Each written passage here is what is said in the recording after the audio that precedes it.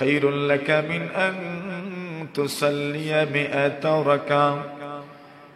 আল্লাহ রাসূল বলেন, কোন মানুষ যদি কোরআনে মাজিদের একটা আয়াত শেখার জন্য, একটা আয়াতের তাফসীর বোঝার জন্য, একটা আয়াতের ব্যাখ্যা বিশ্লেষণ বোঝার জন্য, জানার জন্য ঘর থেকে বের হয়, একটা আয়াত শেখার জন্য, একটা আয়াত সহি শুদ্ধ করার জন্য যদি ঘর থেকে বের হয়, আল্লাহ রাসূল সাল্লাল্লাহু আলাইহি ওয়াসাল্লাম বলেন, খায়রুল লাকা মিন আন তুসাল্লিয়া মিআতা রাকাত।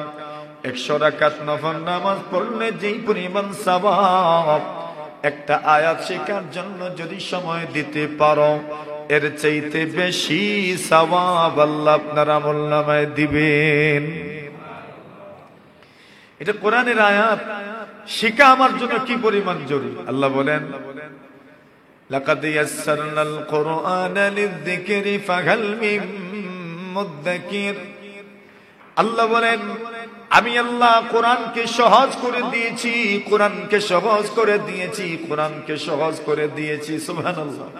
কি বলছেন আল্লাহ? লাকাদ ইয়াসসারনাল কুরআন, আমি আল্লাহ কোরআনকে সহজ করে দিয়েছি লিযযিকরি, নসিহত গ্রহণ করার জন্য, উপদেশ গ্রহণ করার জন্য কোরআন একদম সহজ। আল্লাহ বলেন, ফাহাল মিন মুদ্দাকির, কেউ কি আছো আমার কোরআন থেকে উপদেশ গ্রহণ করবা? সুবহানাল্লাহ। আল্লাহ বলছেন, আমি তো কোরআনকে সহজ করে দিয়েছি, কেউ কি আছো কোরআন থেকে উপদেশ গ্রহণ করবা? আচ্ছা, এটা হলো। এখন দেখেন, আল্লাহ জানতে চাচ্ছেন কেউ কি আছেন কোরআন থেকে উপদেশ গ্রহণ করবেন। এজন্যই কোরআনের আলোচনা, এজন্যই কোরআন তাফসীর। অন্য আয়াতে আল্লাহ বলেন, আফালা ইয়াতাদাব্বারুনাল কুরআন আম আলা কুলুবিন আকফালুহা। আল্লাহ বলেন, হে রাসূল, এরা কি কোরআন নিয়ে গবেষণা করে না, কোরআন নিয়ে চিন্তা ভাবনা করে না, কোরআনের বিভিন্ন আয়াতের বিভিন্ন ব্যাখ্যা বিশ্লেষণ নিয়ে কি এরা চিন্তা ভাবনা করে না, চিন্তা ফিকির করে না? আম আলা কুলুবিন আকফালুহা, নাকি চিন্তা শক্তির ক্ষমতাই এদের নাই? সুবহানাল্লাহ। আল্লাহ কি বলছেন? এরা চিন্তা করে না নাকি তাদের দিলে তালা লাগানো? আম আলা কুলুবিন আকফালুহা। ইয়া আল্লাহ, আল্লাহ কি বলছেন এখানে? আল্লাহ বলছেন, আফালা ইয়াতাদাব্বারুনাল কুরআন, এরা কি কোরআন নিয়ে গবেষণা করে না? আম আলা কুলুবিন আকফালুহা, নাকি দিলে তালা লেগে আছে? কোনটা? আমরা কোরআন নিয়ে ঘাটাঘাটি করি না, কোরআন নিয়ে চর্চা করি না, কোরআন পড়ি না, কোরআনের একটা আয়াত শেখার চেষ্টা করি না, জানার চেষ্টা করি না, সুযোগ থাকলেও যদি বসি না। আল্লাহ বলছেন, কি এরা কি এমনি বসে না, নাকি আম আলা কুলুবিন আকফালুহা, নাকি দিলে তালা লেগে আছে? সুবহানাল্লাহ। আম আলা কুলুবিন আকফালুহা, নাকি দিলে তালা লেগে আছে বলে তালা চাবি নাই, তালা খুলে না, ঢুকতেও পারে না। এর মানে কি কথা বলা হচ্ছে? আম আলা কুলুবিন আকফালুহা, যেমন ভাবে তালাবদ্ধ ঘর খোলা না খুললে ভিতরে কেউ প্রবেশ করতে পারে না, তো আল্লাহ বলছেন আম আলা কুলুবিন আকফালুহা, দিলে তালা লেগে আছে, মানে কি কোরআনের বাণী তার দিলে পৌঁছে না, পৌঁছে না, পৌঁছে না। কি কথা? অন্য আয়াতে আল্লাহ বলেন, কাল্লা বাল রানা আলা কুলুবি, আল্লাহ বলেন এদের দিলে জঙ্গার, এদের দিলে জঙ্গার। তো দিলে জঙ্গল লাগে বলে করাতেও জঙ্গল লাগে, আর এতেও জঙ্গল লাগে, কোদালেও জঙ্গল লাগে, দায়ও জঙ্গল লাগে, কাশিতেও জঙ্গল লাগে। আল্লাহ রাসূল সাল্লাল্লাহু আলাইহি ওয়াসাল্লাম বলেন, প্রত্যেকটা জিনিসের জঙ্গার ছোটানোর জন্য ব্যবস্থা আছে। মানুষের দিলের জঙ্গার ছোটানোর জন্য ব্যবস্থা কি? ওই ব্যবস্থার নাম হলো আল্লাহর জিকির। আর জিকির মানে কোরআন, জিকির মানে কোরআন। কোরআনের প্রসিদ্ধ যে 5টা নাম, এই 5 নামের একটা প্রসিদ্ধ নাম জিকির। ইন্না নাহনু নাযালনা যিকরা ওয়া ইন্না লাহু লাহাফিজুন। কোরআনের এক প্রসিদ্ধ নাম কোরআন, আরেক নাম জিকির, আরেক নাম কিতাব, আরেক নাম তানজিল, আরেক নাম ফুরকান। জিকির এটা কোরআনের প্রসিদ্ধ নাম। প্রসিদ্ধ নামের এক নাম হলো জিকির। আল্লাহ বলেন ইন্না নাহনু নাযালনা যিকরা, আমি আল্লাহ জিকির নাজিল করেছি, মানে কোরআন নাজিল করেছি। কোরআনকে জিকির কেন বলে? কোরআনকে জিকির বলার কারণ হইলো এর থেকে মানুষ উপদেশ গ্রহণ করে। এখন আল্লাহ আমাদেরকে কি বলছেন? এরা কি কোরআন নিয়ে চর্চা করে না? কোরআনের আয়োজনে বসে না? কোরআনের আসরে বসে না? দারসুল কোরআনে কি বসে না? নাকি বসলেও কোনো ফায়দা হয় না, দিলে তালা লাগানো? কোনটা? বলে দিলে জঙ্গল লেগেছে। আলহামদুলিল্লাহ, আমাদের তো এই হালত না। আলহামদুলিল্লাহ, আলহামদুলিল্লাহ বলি, আমাদের তো এই হালত না। কোরআনের মজলিসে হয়তো সময়ের অভাবে অনেক সময় বসতে পারি না, বাকি বসলে দিলে নম্রতা আসে। এজন্য বোঝা যায় যে দিলটা এখনো ভালো রয়ে গেছে, দিল এখনো ভালো আছে। আলহামদুলিল্লাহ। তো ওই দিলে তো মেহনত করা দরকার। ওই মেহনতের জন্যই মনে করেন এই আয়োজন, দিলের পিছনে মেহনত। আমালা কুলুবিল আকফালুহা, আল্লাহ বলেন মানুষের দিলে কি জঙ্গার লেগে আছে। আল্লাহ তাআলা জানায় দেন শুধু জঙ্গার লাগে না, রোগ হয়ে যায়, রোগ হয়ে যায়। শুধু মানুষের শরীর রোগাক্রান্ত হয় না, দিলও রোগাক্রান্ত হয়ে যায়। আল্লাহ বলেন ফি কুলুবিহিম মারাদ ফাযাদাহুমুল্লাহু মারাদা। আল্লাহ বলেন এদের দিলে রোগ, এদের দিলে রোগ, এদের দিলে রোগ, এদের দিলে রোগ। ফাযাদাহুমুল্লাহু মারাদা। আল্লাহ বলেন এদের দিলের রোগ আরো বাড়তে থাকে। নাউযুবিল্লাহ। দিলের রোগ, দিলের রোগ কি? কত রোগ আছে। হিংসা আছে, বিদ্বেষ আছে, অহংকার আছে, তুচ্ছ তাচ্ছিল্য করি অন্যকে নিয়ে ঠাট্টা করি, মস্কারা করি, বিদ্রুপ করি। নাউযুবিল্লাহ, সবই তো আছে। ফি কুলুবিহিম মারাদ ফাযাদাহুমুল্লাহু মারাদা। আল্লাহ বলেন এদের দিলে রোগ, আল্লাহ তো রোগ আরো বাড়ায় দেয়। নাউযুবিল্লাহ। তো দিলে রোগ আছে। এই সব কিছুর ঔষধ দ্বীনি মাহফিল। সুবহানাল্লাহ। কোরআনী মাহফিল, কোরআনী মজলিস। এজন্য কোরআনের মজলিসের আয়োজন করা হয়। আলহামদুলিল্লাহ, মসজিদে মসজিদে, মাদ্রাসায় মাদ্রাসায়, এলাকায় এলাকায়, সংগঠনে সংগঠনে কোরআনী মজলিসের আয়োজন হয়। ফলশ্রুতিতে এখন পর্যন্ত হাজারো চেষ্টার পরে আভ্যন্তরীণ আন্তর্জাতিক ভিতর বাহির সর্বদিকের চাপ সত্ত্বেও এখন পর্যন্ত বাঙালি মুসলমানদেরকে নড়ানো যায় না। এটি কোরআনী আসরের, কোরআনী দার্সের, কোরআনী মজলিসের এটা বরকত। সুবহানাল্লাহ। কত চক্রান্ত করা হচ্ছে, নানান ভাবে বিভিন্ন ভাবে চক্রান্ত করা হচ্ছে, নতুন নতুন জিনিস আমাদেরকে খাওয়ানোর চেষ্টা করা হচ্ছে।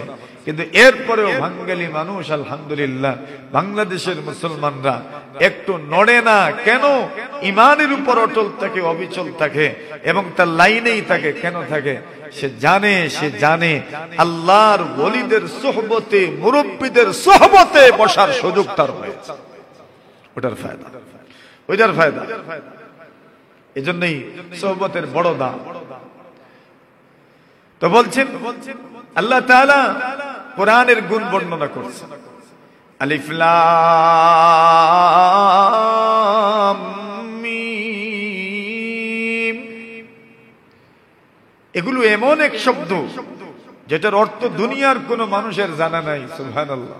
কোন মানুষের জানা নাই, এর অর্থ কেউ জানে না। আল্লাহু আ'লামু বিমুরাদিহি বিযালিক।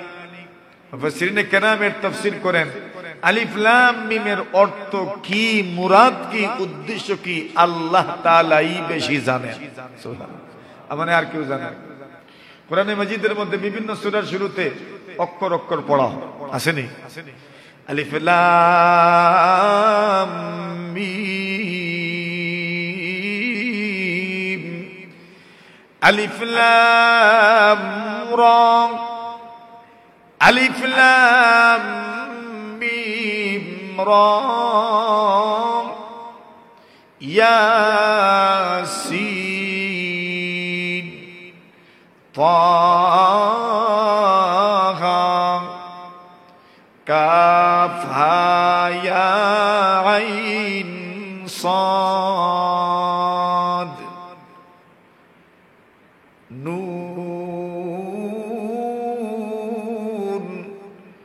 হামিম।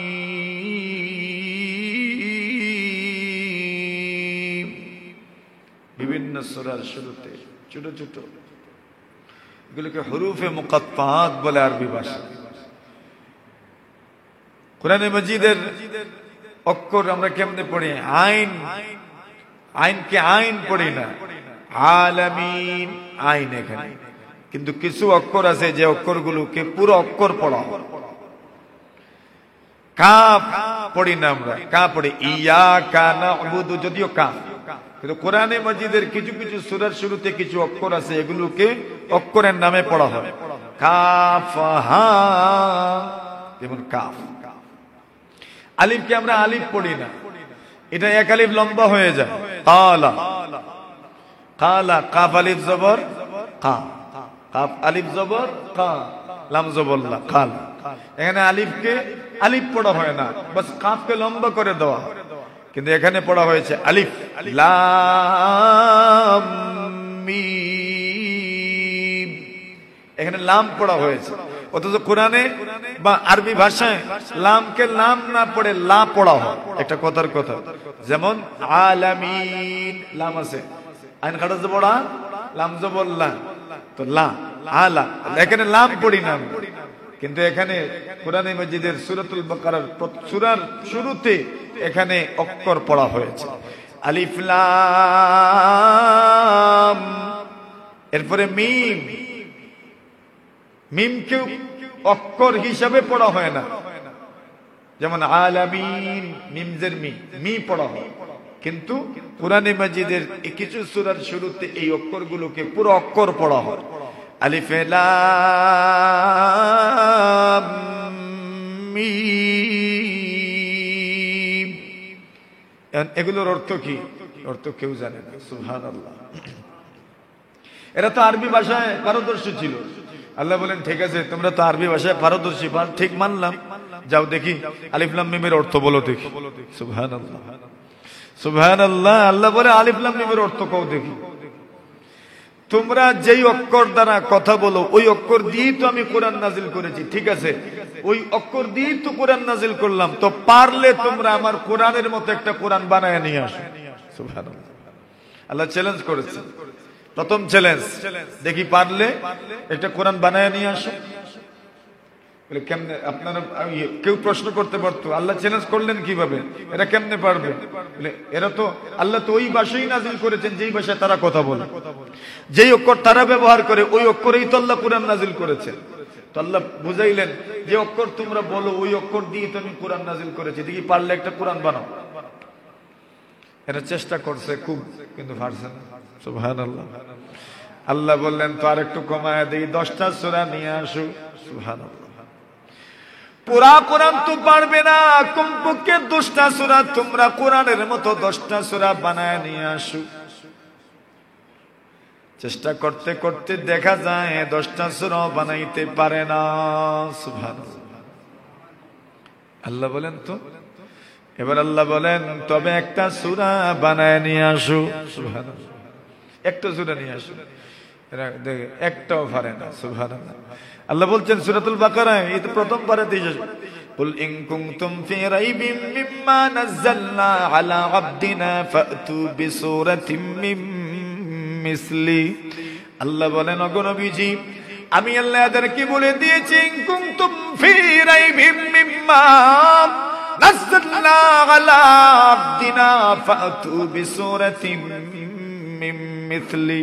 আল্লাহ বলেন আমি আল্লাহ আমার বান্দার উপর যা নাযিল করেছি এই ব্যাপারে যদি তোমরা সন্দিহান হয়ে থাকো, তোমাদের যদি সামান্য সন্দেহ থাকে, তবে আমি আল্লাহ চ্যালেঞ্জ করলাম ফাতু বিসূরাতিম মিন মিসলি, কোরআনে মাজিদের সূরার মতো একটা সূরা তোমরা বানায় নিয়ে আসো।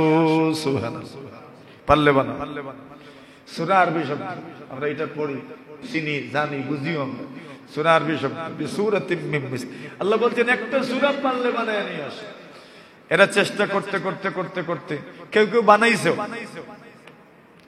নিজে বানাইয়া বাদে নিজে লজ্জা পাইছে, না রে কোরআনের সাহিত্য আর কোরআনের আপনার অলংকার কই, আর আমার এই বানানো এই আরবি বাক্যের সাহিত্য আর অলঙ্কার কই আসমান আর জমিনের তফাৎ। সুবহানাল্লাহ।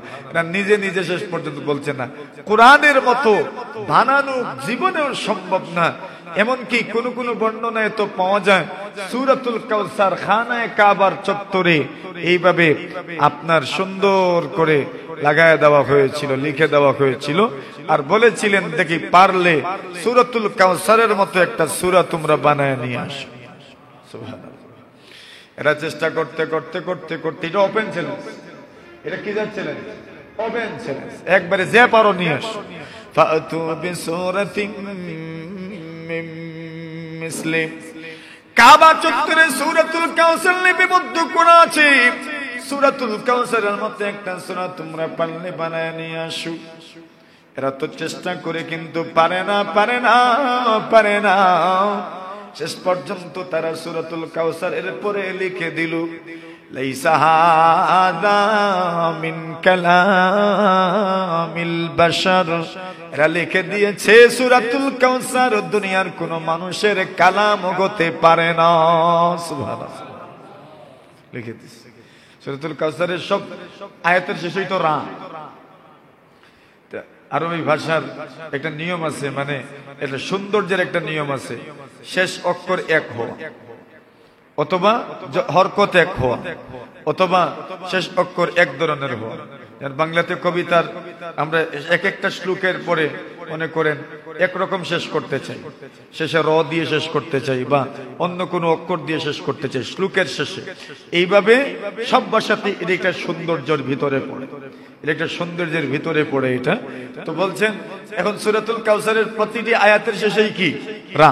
ইন্না আ'তাইনাকাল কাউসার ফাসাল্লি লিরাব্বিকা ওয়ানহার ইন্না শানিআকা হুয়াল আবতার। রা। ইন্না আ'তাইনাকাল কাউসার রা শেষে, ফাসাল্লি লিরাব্বিকা ওয়ানহার রা শেষে, ইন্না শানিআকা হুয়াল আবতার এখানেও শেষে রা। এখন আল্লাহ বলছেন দেখি পারলে বাস 3 আয়াত সম্বলিত এক সূরা, সূরাতুল কাউসারের মতো একটা সূরা পারলে বানায় নিয়ে আসে। সুবহানাল্লাহ।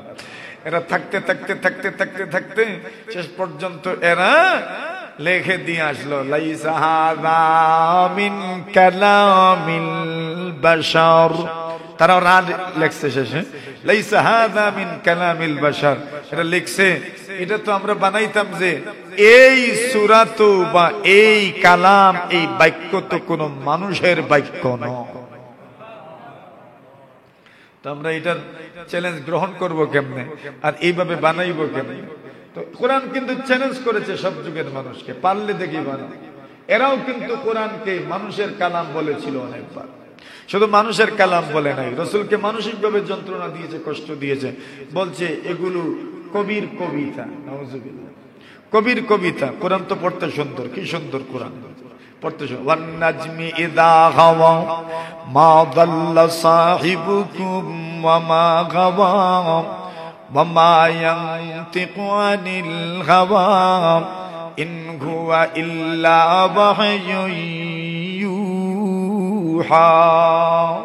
সুবহানাল্লাহ। কি সুন্দর সব আয়াতের শেষে আপনার খাড়া জবর আর শেষে ইয়া। সুবহানাল্লাহ। কি সুন্দর আল্লাহ তাআলার কালাম, আল্লাহ তাআলার কালাম। ইন্নাহু লাকাউলু রাসূলিন কারীম যী কুওয়াতিন ইনদা যিল আরশি মাকিন মুতা'ইন সাম্মা আমিন ওয়া মা সাহিবুকুম বিমাজনুন। সব আয়াতের শেষে নুন। সুবহানাল্লাহ। এত সুন্দর কালাম কে আছে? এত সুন্দর কালাম বলে কেউ আছে? আল্লাহ এত সুন্দর কালাম নাজিল করেছে। এত সুন্দর কালাম থেকে তারা বলেছে লাইসা হাযা মিন কালামিল বাশার, দুনিয়ার কোন মানুষের কালাম না। তো আল্লাহ বলেন তোমাদের কি সন্দেহ আছে আল্লাহর কালামের ব্যাপারে? আল্লাহ বলেন আলিফ লাম মিম যালিকাল কিতাবু লা রাইবা ফীহি আল্লাহ বলেন কোরআন এমন এক কিতাব, দুনিয়ার কোন মানুষ কোরআনের ব্যাপারে সন্দেহ পোষণ করবে এটার অবকাশ নাই, সুযোগ নাই। সুবহানাল্লাহ, লা রাইবা। সন্দেহ করবে যে যৌক্তিকভাবে সন্দেহ করবে এমন সুযোগই নেই। যালিকাল কিতাবু লা রাইবা ফীহি। তো কোরআন আল্লাহ কেন নাযিল করলেন?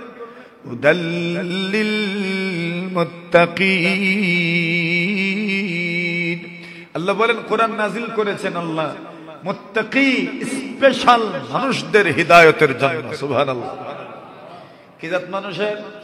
স্পেশাল মানুষের হিদায়াতের জন্য। স্পেশাল মানুষ কেন? বলে মুত্তাকি মানুষের চেয়ে স্পেশাল কোনো মানুষ নাই। সুবহানাল্লাহ। হুদাল্লিল মুত্তাকিন, পরহেজগার মানুষ যারা, খোদাবিরু যারা, মুত্তাকি পরহেজগার মানুষ যারা, এদের জন্য আল্লাহ কোরআনকে হিদায়াতের মাধ্যম, হিদায়াতের জরিয়া বানিয়েছেন। এখন প্রশ্ন জাগলো যে কোরআন শুধু স্পেশাল মানুষের জন্য হিদায়ত, আমরা লাগি কি কোরআন হিদায়ত না? বলে হ্যাঁ, আমাদের জন্য কোরআন হিদায়ত স্বরূপ। সুবহানাল্লাহ। মানে কোরআন যদি এত বড় বড় মানুষদেরকে হিদায়ত দিতে পারে, তো আমরা যারা আছি আমাদেরকে তো কোরআন অবশ্যই হিদায়ত দিতে পারবে। সুবহানাল্লাহ। এটা এক কথা। দেখেন আরেক জায়গায় আল্লাহ তাআলা বলেছেন কোরআন সব মানুষের জন্য হিদায়ত স্বরূপ।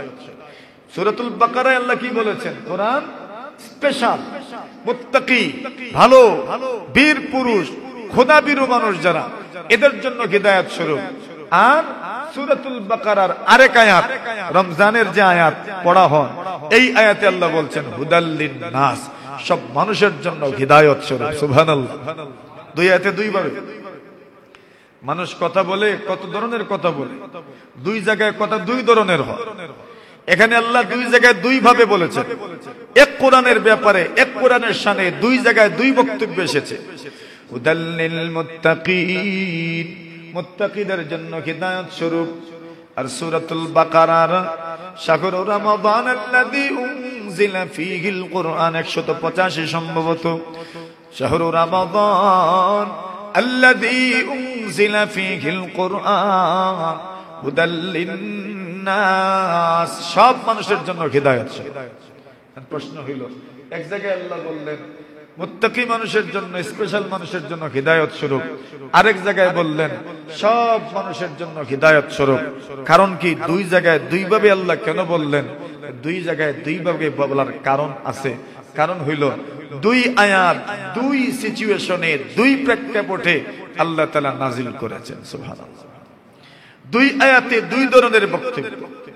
এক আয়াতে আল্লাহ মূল বক্তব্য তুলে ধরেছেন, আর আরেক আয়াত আল্লাহ তাআলা কোরআনের প্রশংসা করতে গিয়ে বলেছেন। সূরাতুল বাকারায় আল্লাহ প্রথমেই বলছেন যালিকাল কিতাব, কোরআন এমন একটা কিতাবের নাম, লা রাইবা ফিহি, কোনো কি নাই, সন্দেহ নাই, সন্দেহ করার সুযোগ নাই। তো স্পষ্ট কথা, এখানে আল্লাহ কোরআনের কি করছেন? প্রশংসা। কোরআনের কি করছেন? প্রশংসা করছেন। প্রশংসা বাণী যখন পাঠ করা হয়, প্রশংসা পত্রে সব বড় বড় জিনিস লেখা হয়। বুঝাইতে পারছি? মনে করেন একজন বড় মানুষ আমাদের এলাকায় এসেছে, আপনি মানপত্র পাঠ করবেন বা প্রশংসা পত্র আপনি পাঠ করবেন। এই প্রশংসা পত্রে সব বিষয় লেখা হবে না, বড় বড় গুরুত্বপূর্ণ বিষয় লেখা হবে, গুরুত্বপূর্ণ বিষয় লেখা হবে। আচ্ছা, আমাদের দেশে বান্দর আছে, উনি এমন এক দেশের প্রধানমন্ত্রী আর প্রেসিডেন্ট আর প্রধান উপদেষ্টা, যেই দেশে বান্দর আছে, এটা একটা প্রশংসা হইল। বলা কবে এই দেশের মানে নদীমাতৃক এই দেশে খনিজ সম্পদে আপনার সমৃদ্ধ একটা দেশ, চাঁদ শিল্পে সমৃদ্ধ একটা দেশ। এইভাবে বড় বড় বিষয়গুলো তুলে আনা হবে। কেন? প্রশংসাপত্র পাঠ করা হচ্ছে, মানপত্র পাঠ করা হচ্ছে। নিশ্চিতভাবে যেগুলো বড় বড় বিষয়, সেই বিষয়গুলো তুলে ধরা হবে। এখানে আল্লাহ কোরআনের প্রশংসা করছেন সূরাতুল বাকারায়, যালিকাল কিতাব, কোরআন এমন একটা কিতাবের নাম, লা রাইবা ফীহি, যেই কোরআনের ব্যাপারে কোনো সন্দেহ নাই। আল্লাহ প্রশংসা করতে গিয়ে সবার জন্য হিদায়াত স্বরূপ, ওই কথা বললে প্রশংসা বেশি হবে না মুত্তাকিদের জন্য হিদায়াত স্বরূপ, এই কথা বললে প্রশংসা বেশি হবে? বলে এলিট পারসন যারা, যারা আপনার ভিআইপি পারসন, এদের জন্য কোরআন হিদায়াত স্বরূপ, এই কথা বললে কোরআনের মর্যাদার প্রশংসা বেশি হবে। সুবহানাল্লাহ। এজন্য আল্লাহ এই জায়গায় হুদাল্লিল মুত্তাকিন বলেছেন। কোরআন মুত্তাকিদের জন্য হিদায়াত স্বরূপ। কেন এখানে কোরআনের প্রশংসা করা হচ্ছে, আর প্রশংসা পত্রে আর মানপত্রে বড় বড় জিনিসের কথা আলোচনা হয়, উল্লেখ করা হয়। আর শাহরু রমাদান আল্লাযী উনজিলা ফীহিল কুরআন হুদাল লিন-নাস ওয়া বায়্যিনাতিম মিনাল হুদা ওয়াল ফুরকান, এই আয়াতের মধ্যে মহান আল্লাহ পরবর্তীকারে আলম মানুষ কোরআন যে বাস্তবিক করতে সবার জন্য হিদায়াত স্বরূপ, সেই কথাটা আল্লাহ উল্লেখ করেছেন। এখন মুত্তাকিদের পরিচয় গতকাল আমরা কিছু চিনছিলাম, আজকে আরেকটা চিনি। মুত্তাকি কারা? আল্লাযীনা ইউমিনুনা বিল গায়ব। রাসূল বলছেন যারা অদৃশ্য জিনিসের উপর ঈমান আনে, মানে যারা না দেখা জিনিসের উপর ঈমান আনে। আল্লাহ দেখছিনি আমরা, তো ঈমান বিল গায়ব তো আমরাই তো মুমিন বিল গায়ব। ঈমান বিল গায়বের উপর তো আমরা আমল করেছি। আল্লাযীনা ইউমিনুনা বিল গায়ব, অদৃশ্য জিনিসের উপর যারা ঈমান আনয়ন করেছে। আল্লাযীনা ইউমিনুনা বিল গায়ব, ফেরেশতা দেখি নাই কিন্তু ফেরেশতার উপর ঈমান আনছি। জান্নাত দেখি নাই, জান্নাতেও বিশ্বাস করি। জাহান্নাম দেখি নাই, জাহান্নামেও বিশ্বাস করি। সুবহানাল্লাহ, ঈমান বিল গায়ব। 2 নম্বর গুণ বলছেন মুত্তাকিদের, ওয়া ইউকিমুনাস সালাত, যারা নামাজ প্রতিষ্ঠা করেন। সুবহানাল্লাহ, যারা কি করেন? এরা মুত্তাকি, যারা নামাজ প্রতিষ্ঠা করেন। ওয়া মিম্মা রাযাকনাহুম ইউনফিকুন, যারা নামাজ প্রতিষ্ঠা করেন। নামাজ প্রতিষ্ঠার অর্থ কি? নামাজ প্রতিষ্ঠার এক অর্থ হইল নামাজের যত আদাব আছে সব আদাব যারা রক্ষা করে নামাজ আদায় করেন। সুবহানাল্লাহ, নামাজের আদব কি? ধীর স্থির ভাবে নামাজ আদায় করা, ধীর স্থির ভাবে নামাজ আদায় করা। এমনকি রাসূলুল্লাহ সাল্লাল্লাহু আলাইহি ওয়াসাল্লাম বলছেন, যদি এক রাকাত ছুটে যাওয়ারও সম্ভাবনা থাকে, ইমাম সাহেব রুকুতে চলে যাচ্ছেন অথবা চলে গেছেন অথবা চলে যাবেন, এমন সময় আপনি ওই রাকাত ধরতে গেলে দৌড়ে যেতে হবে। রাসূল বলছেন খবরদার দৌড়ে যেও না। সুবহানাল্লাহ, ধীর স্থির নামাজ। রাকাত ছুটে যাচ্ছে বলে ছুটে যায়, আপনি ধীর স্থির ভাবে যাবেন। আর ধীর স্থির ভাবে গিয়ে সফে পৌঁছার পরে ইমাম সাহেব আর জামাত মুক্তাদিরা যে অবস্থায় থাকবেন, এই অবস্থাতে আপনি নামাজে শরীক হয়ে যাবেন। হাদিস শরীফে রাসূল সুস্পষ্ট বলেছেন, যখন তোমরা নামাজের দিকে আসবে, ফাতুহা, কিভাবে আসবে?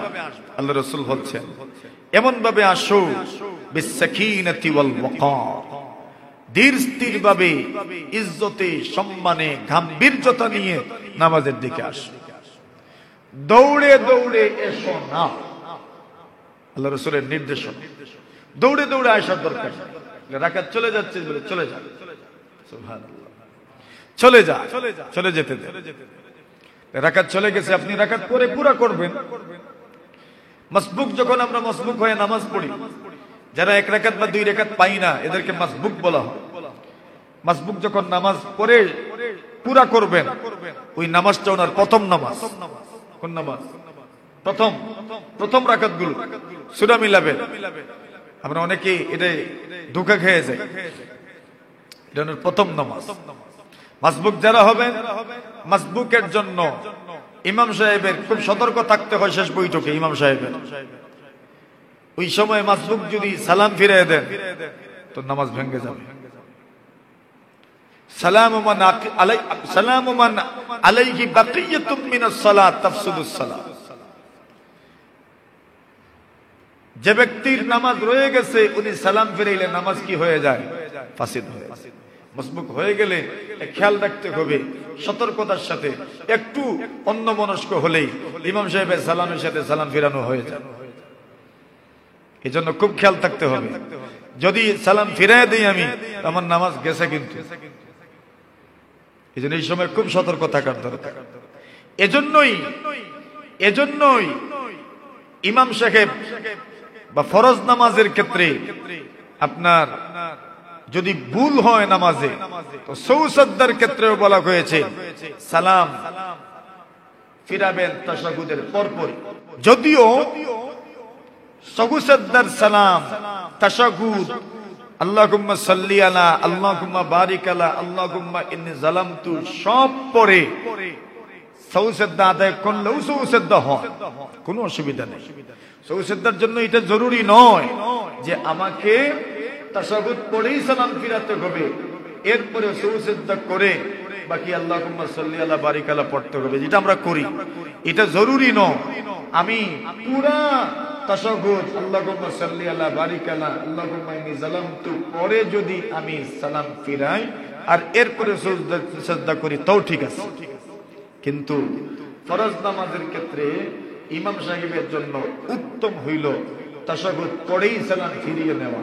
কেন? মজবুত থাকতে পারেন, যেহেতু আগে সালাম ফিরাবেন তখন ওনার মনে হবে এটা ইমার্জেন্সি সালাম, তখন উনি সালাম ফিরাবেন আর সৌসেজদা করবেন। দেখেন কত সুন্দর করে দেওয়া হয়েছে। এটা মনে রাখেন ইনশাআল্লাহ যে আপনি যদি একা একা নামাজ পড়েন, একটা কথার কথা, অনেকে আমরা বেড়া খাই, এজন্য ওই বেড়াটা আমি ভাঙ্গে দিতেছি। অনেকে একা একা নামাজ পড়ি, দেখা গেল সৌসেজদা আমার উপর ওয়াজিব হয়েছে, তো সৌসেদ্দা ওয়াজিব হওয়ার কারণে এখন আমি তো সৌসেদ্দা করতাম, তো অনেক সময় অনেক শেষ বইটুকে আল্লাহুম্মা সাল্লি আলাও পড়ে নেই, আল্লাহুম্মা বারিক আলাও পড়ে নেই। তো পরে আবার চিন্তা করি আমার তো সৌসেদ্দা ছিল, আমার তো আত্তাহিয়াতু পড়ে সালাম ফিরানোর দরকার ছিল, কি করলাম? বলছে আর চিন্তা করার দরকার নাই, একবারে শেষ করে দেন আল্লাহুম্মা ইন্নী যালামতু, এটাও শেষ করে দেন, এরপরে সালাম ফিরান আর সৌসেদ্দা করেন, আর সৌসেদ্দা করে আল্লাহ তাশাহুদ পড়ে সালাম ফিরিয়ে দেন। সুবহানাল্লাহ। সৌসেদ্দার মূল বিষয়টাই হচ্ছে সালাম আর তাশাহুদ।